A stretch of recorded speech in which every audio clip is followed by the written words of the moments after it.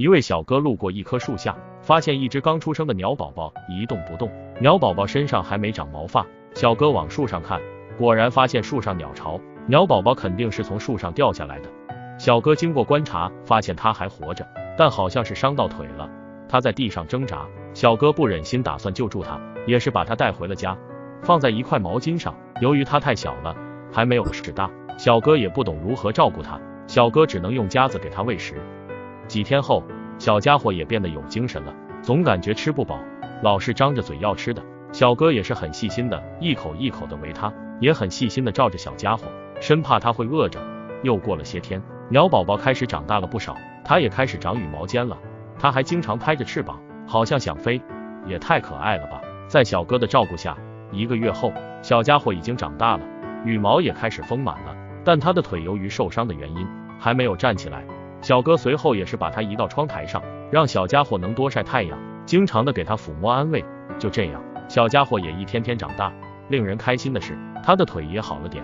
看着小家伙的变化，小哥也是非常的开心。又过了些天，小家伙已经长成一只亭亭玉立的小喜鹊了，但是由于摔伤了右腿，还是不能行走，每走一步路都显得那么的困难。为了让他的腿好起来，小哥也是拿食物吸引他，让他练习捕食，让他多运动，希望这样能恢复僵硬的骨骼和爪子。就这样，小哥哥每天细心的照顾着他，也许这一刻他是最幸福的小鸟吧。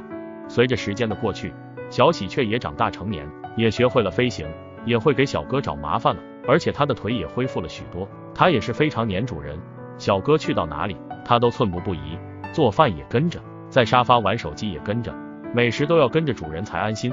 小哥有事要出门，小家伙在打盹，看到小哥要出门，他却马上醒了。关门后，家里只有他自己，他开始大叫着，在房间里乱飞，好像很焦急，拼命的呼唤主人。就这样叫着，不知道过了多久，小哥也是忙完回来了。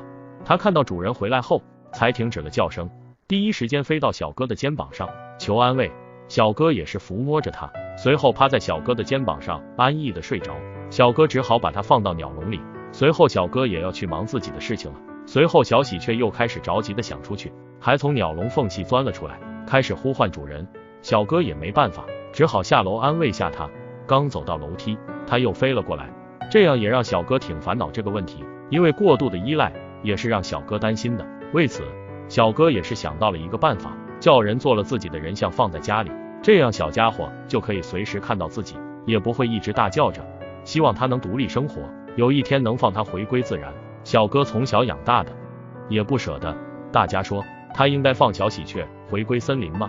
欢迎评论区留言，也为好心的小哥点赞。好了，今天的视频结束了，如果你喜欢我的视频，别忘记了点赞、关注、转发哦，让爱能传递。